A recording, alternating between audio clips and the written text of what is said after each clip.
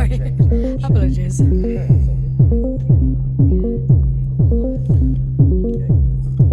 Okay. Ready? I'm ready.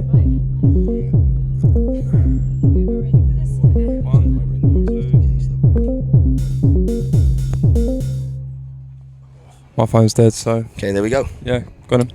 Here we are, episode number 1 from Electric Love Festival. We got on the show someone we've been trying to get on for a while, but the stars haven't aligned. Chachou, welcome to the show. Thank you very much, guys. Welcome to the show. Let's start off with our normal question. How did you get into electronic music? Where you're from originally? How did you get into electronic music, and what inspirations got you on your journey to there? Okay, so yeah, I'm from France. I've been living in Ireland for 9 years. And then me and my partner, we moved in here in Vancouver for the past 3 years now. And then what brought me into electronic music? Just started going to festival, and I remember when I was used to working Google Maps back in Ireland. A guy just came in the underground scene. A DJ came to me and he's like handing out flyers, and I didn't know. I was just going to the pub, listening to even commercial music. I didn't know the underground sound, and it's like, come to this party. I was like, okay, let's go. So we went there, and that was me discovering the underground world, and I never looked back. I was like, that's so good. Yeah. That's super cool. So obviously, what club was that in Ireland? Do you remember where you first went? Do you remember the actual venue? Because they got some good spots over there. Yeah, they got some good spots. I can't remember the name top of my head, but I found it for you, and then you can insert it there. Yeah, for sure. Figure it out. That's pretty cool. So 9 years over there, and that was the start of it all. Awesome. Yeah. And did you start obviously DJing over there then? Yes, I started 2017, so that's 5 years ago now. Yeah. I started there. I started to go to so many festivals, and I started getting really deep into. Started with kind of like new disco, deep house stuff, and then slowly went to melodic and techno. When I discovered techno, I was like, again, never looked back. When I look at like how my music tastes have changed for like better and more quality, and it's just been a beautiful journey. Have you gone back and listened to some of the old French good music as well that was over there years and years probably before you even went to Ireland? Because France has been pumping out. No. I discover French artists for sure. Yeah. But I've just I don't really listen to French artists because I'm French. You know what I mean? And is it because I didn't discover that music in France? Is that the reason? Who knows? You know what I mean? Yeah. Yeah, awesome. And over there, who were your biggest influences? Obviously you had your friend took you to that first party, but who were the DJs over there that were the ones you really started listening to at the start of your journey? Okay, so the guys that really get me into the melodic and progressive is the guys called Melodic. They have a music event, and then so they're all DJs, and they're just running. They've been booking like Guy J and other big names, and they really got me into that music. So I started getting into Sasha, John Digweed, going to Manchester to go and see them in the Warehouse Project. That's a great venue, isn't it? Yeah, man. What a venue! What a venue! So good. I've only been there once. I went twice. Oh, really? Yeah. We would just be going there and not take any hostel, and then get the first flight in the morning with eyes like this, going back home. But it was Warehouse Project is an experience for sure. It's all indoors. It's all dark. But it's a good pretty good. And you get to see so many really big acts from all over the world. Yeah. We got a good scene in Europe. I missed that. Yeah, for sure. And obviously those guys are all still active now in the scene themselves. The guys. They're still running show. Obviously through COVID they didn't do much, but they're fully back on, and they're awesome. They've been doing amazing for the scene in Dublin. Cool. The Dublin scene is insane, and it's keep really popping. It's keep popping, and so many really good friends. Those 3 girls called Eve as well. They really got me into that music as well. Yeah. So thank you guys. Yeah, big shout out. Thank you. I did my first official gig because I started Mindset there as well with my friend, and my first official gig was with those girls, the Eve. They booked me. Okay, cool. I will never forget my first set. Yeah. How does that go? I prepared it so much. Yeah. Is it like a warm-up set, or was it sort of prime time? It was like or? the first one. Yeah. Mm-hmm. And that was It's that nice, sort and of it's women supporting women, you know, and it's all about that. And I found that in Dublin, there's a lot of that, even in the Pride community, and the Irish people are very helpful, very welcoming, and they have really good taste in music. So for me, it's like the best, right? Yeah. That's wicked. Do you still fly back over there and do some parties and stuff? No, not yet, because No? when we went back, only like because of COVID, we basically haven't seen our family for 3.5 years. Yeah, I So guess in so, December, I went mainly to see my family and friends. Yeah. But I'm really excited to play a gig there for Yeah, sure. for sure. And maybe have my mindset show because my friend lives there. So Yeah. That's good to expand it. Yeah. And we're bringing up mindset. We might as well just start. Yeah, talking about touch on Tell that, us yeah. about Exactly. mindset. Right? Yeah. What's Where and did it all then begin? my big goal is playing in Berlin. That's like That's cool. yeah. Yeah. So mindset then was where did that start? The foundation of it to really get it going. I think it's me and my friend Dave Care. Love you, man. We were like, you know, we're both DJs, and we're like, let's just make an event, you know. And I'm all about visual. I'm all about the sound, like the progression of your music, a very crafted sound. Mm-hmm. And then we're like, fuck it, let's do it. So we're looking for the names, and we started doing this together. And then I went traveling, and then I came here. Yeah. So I kind of like kept it going here. He's more into like lately producing a lot. He's been producing a lot of music. He's really talented. But I'm excited to, when I come back to him and me, because we're going to move back eventually. So him and me just get the ball rolling over there, you know? Yeah. And I've been growing it here, mindset. And mindset has changed because only me's been on it. So I mean, he's there in the background, but for everything that's on the ground and everything, it's me. So I found that I've really made it in my own touch where I want like performers on stage. I want it to be as much interactive as possible. I do have an art exhibition. So it became that mini festival vibe thing with a very crafted electronic music sound, you know? Mm-hmm. Yeah. It's like there's an umbrella of sound that happens. So it's like there's no like house, there's no tech house, there's no drum and bass, psytrance, you know? It's really like this progression of like deep house, progressive, going to techno, and like really banging techno, you know? And that's what people come for, this experience of coming up together, you know? Yeah, for sure, yeah. Yeah.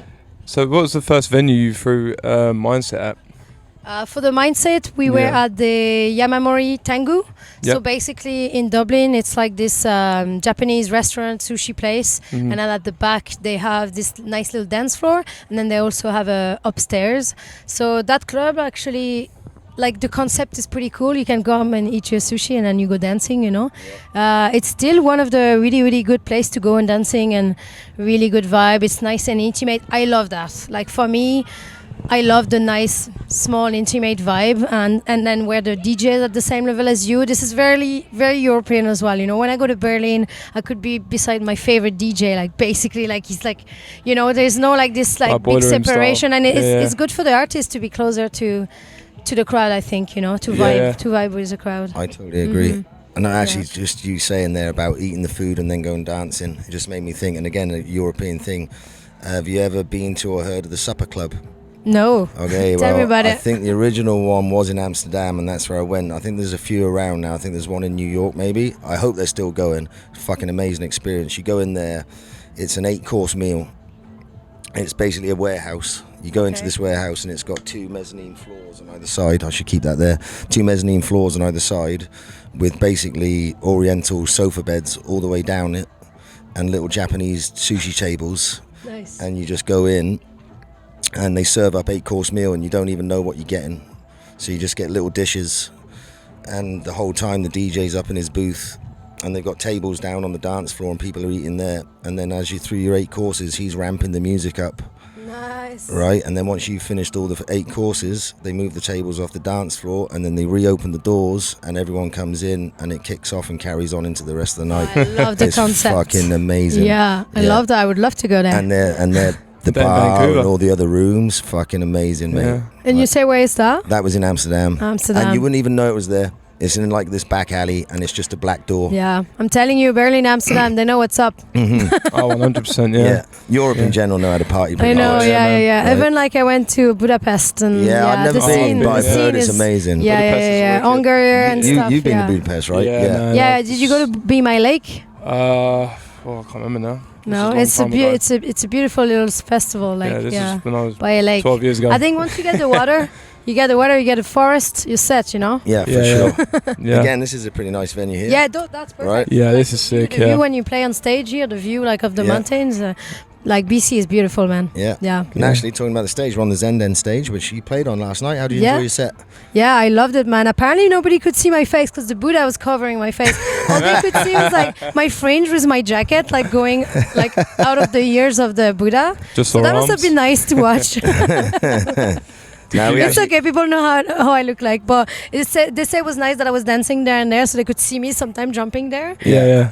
that was a great set. It was good, Listen to yeah. a good chunk of it. Cheers, guys. Yeah. Appreciate do it. Yeah, I had a lot of fun. This was definitely a good crowd. I couldn't see much people because of the lights, but I could hear the scream. Yeah. So I was like, I'm doing something right. For sure, yeah. Yeah. No, When it was good. I was gonna say, when it comes to doing your set, did you like plan it, or did you sort of like come have a look at the crowd, see what the previous DJ was playing? Like, how did you go about, organising your set for? Yeah, Your so set, yeah. I don't prepare anymore, but I do So what happened is usually I try to find out who's playing before, what they're gonna play. So luckily I know a new girl, so I was asking her what she was gonna play, the style. She played a great set too. Yeah, Yeah, exactly. she Yeah, did, I yeah. saw her before. Actually, she was very good, and I was like, okay, I know she's gonna play about that. So I started getting tracks ready. I play every weekend, so I always want fresh music for myself as well. So I constantly get fresh music. So I did get fresh music for that set. And then what I do is I like to prepare, my intro tracks are always very important. I like to have a message or something, like to start my set. I like to Start bring a people on journey, a journey. Yep. But it's nice to have a plan A, B, C, because you don't know what the DJ is going to end like. So I like to prepare my first 3 tracks. The reason I do that, it's because I found that sometimes CDJs might be a different setup, something might not work, and then you're panicking, and then you're not getting in the zone. And for me, it's important to start getting, because otherwise, when I wasn't doing this, and I was trying to figure out what was happening, I was getting really stressed. And for half an hour of my set, I'm in that stress mode, and it's not good. And you can see it because I'm a very expressive person, and you can see I'm stressed, Yeah. and I'm like panicking. So now when I do this, I'm very relaxed. I prepare like 100 tracks in my track list, and I have all my other music if I want to go directions, and then I'd be preparing the first 3 tracks, and then I'm just rolling, Just rolling then with I'm it, yeah.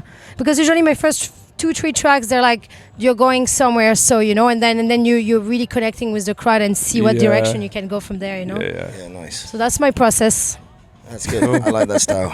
Yeah, it's good. I started again. I was talking with Matt Downshift down there earlier about. I never used to plan anything ever. I knew in my bag, but they were in no order ever. And I'm talking vinyls, obviously. Yeah. But now I do somewhat. I'll go through and I'll have my bag in an order where I know, okay, here's some good intro-y tracks. There'll be a good chunk of them. Yeah. Here's like some that I know I'm going to build up, and then so I know, same kind of thing. Yeah. I've got a good chunk here that I can almost mix in with anything that this Yeah. guy's going to do. You like ordering your track list, like I have start sets, end sets, Andy. Yeah, and then in Yeah. between Come in, is Pretty much, yeah. But Yeah. the thing is, like, I used to like triage like that, but I play so often and I have a full-time job Yeah. that it's hard for me to classify like this. So sometimes when I don't have time, it's just like I just know my first 3 tracks, and Yeah. then it just helped me a lot, And having playing A, B, C, it doesn't take much. No. Because usually I already know I'm gonna be listening to music for like, let's say, an entire week before my set. And then I'm like, I know that's my first track. I know straight away. I'm like, Yeah. this is it. Yeah. And I know that it's gonna almost mix with anything. Like usually the people that have been booking me, they always put me. They usually understand that there's a progression thing. So whatever they put me, I'm gonna be like adapting, according to that. Mhm. I'd never been like place where I had like drum and bass before me, where it will be very hard to blend. There's always like.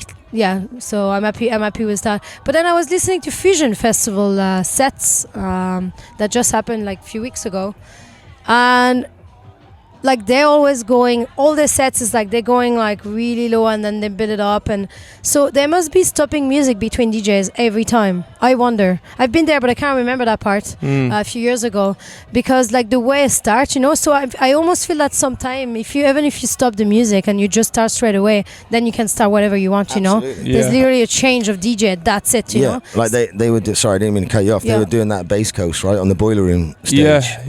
Each artist there, they'd finish and they'd then announce basically, here's the next guy. So there's that break.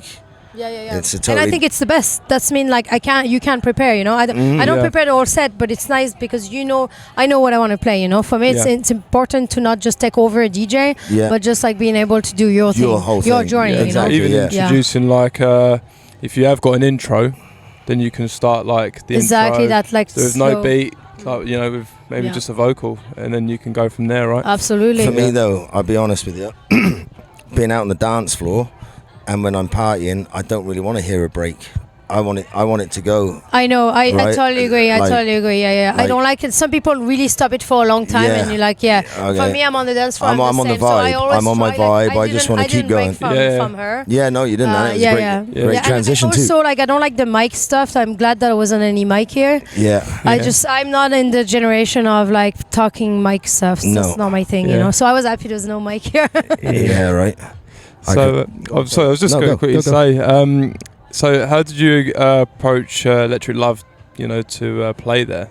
So I play as an artist. I'm also I'm friend with the Vantec crew. I'm friend with Go Uplift as well. So so that's how I did.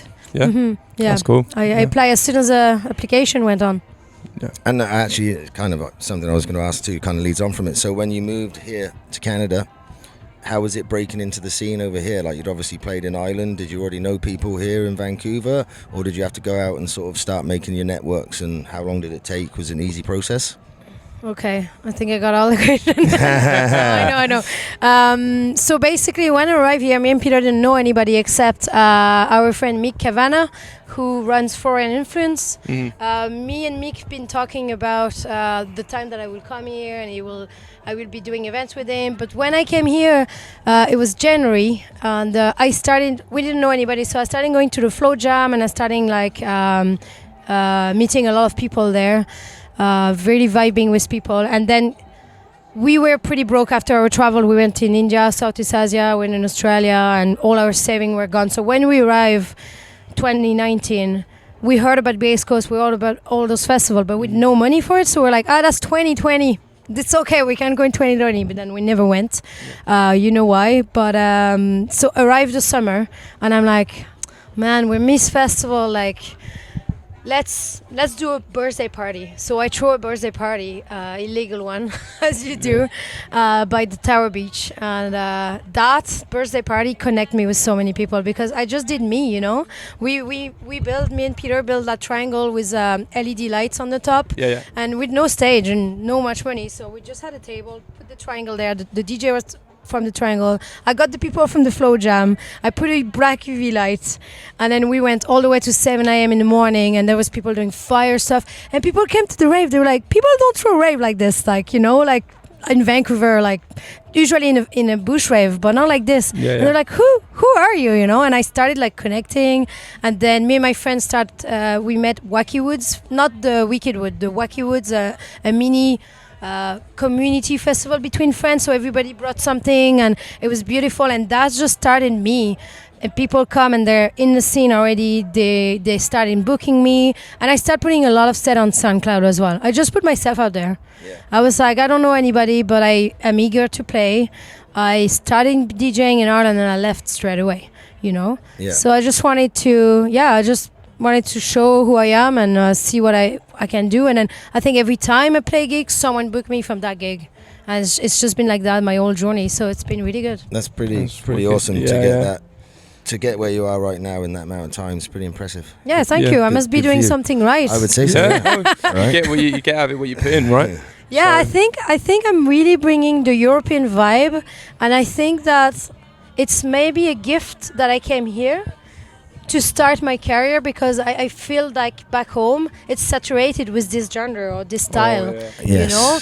And obviously yes, I can still be a DJ obviously there, but I'm saying that here they're not used to hear that sound, that there's not really any competition with my sound or anything, because every time people are like, why, what is that style? I don't hear that, but I love it. Some people that never like techno or never like, they actually like, they come to our mindset event, they're like, fuck, I never liked techno, I didn't know what was techno here.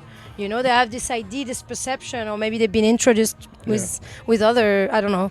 So it's been a very, like, when Peter plays as well, my partner is called Dufster, that's his DJ name, and together with Ethos, we're a duo. They're really like, I'm bringing the melody and Peter is bringing like the banging techno acid stuff, and together, like blending together, it's a really nice mix. And do you normally play back to back when you do that Yeah, style? Ethos is our... so you're literally playing back to back, yeah, jumping exactly, around from style to style. Exactly, That's back pretty to back cool. together, and it's a nice thing to do as a couple, right? Yeah, I'll have to check it out. I haven't actually heard any of that. So we're just look it up. starting and we're gonna make music together too. Some bangers, like Peter call it. Are you up on SoundCloud or anything yet? Yeah, we haven't started the SoundCloud yet. We started Instagram. I have so many Instagram accounts, so much. Like, I want to turn Mindset into a label. You know what I mean? I have a lot of plan. Yeah. So Ethos is gonna take off, but it's gonna be a slow process. Awesome. You know. We look forward to seeing what happens. Yeah, me too. I'm really excited. Actually, we're doing a takeover at Altitude Festival in 2 weeks. Okay, cool. I was just going to ask. Like, are you gonna go? No, I'm not sure if we are. Maybe I don't know. the podcast could go. Yeah. There's going to be a lot of local artists there. Yeah. Yeah, okay, well, maybe. Altitude, SIE event, have us. slightly intoxicated event. And maybe we'll reach out and see if that's the they'll crew, have us. yeah. Mm-hmm. Why not? Awesome. It's worth a try. Yeah. Actually, shout out to you right now, guys. Yeah. Get us on the lineup for the podcast. Perfect. Awesome. Sweet. Yeah, I really appreciate you having a chat with us. I really do. Yeah, thanks for setting up on stage. Yeah, this In was this like a heat. good idea actually. Right? Yeah, this was great. I was Yeah. like, yeah, we can do this. Yeah. Yeah. And again, look forward to seeing some of your stuff in the future. That's Some of awesome. your tracks, all your events you're going to put on. Yeah, Hopefully thank you we'll so see much. you there. Maybe we'll come down and record at your stuff. Yeah, awesome. Please do. Thank you very much. Yeah, thanks very much. Bye.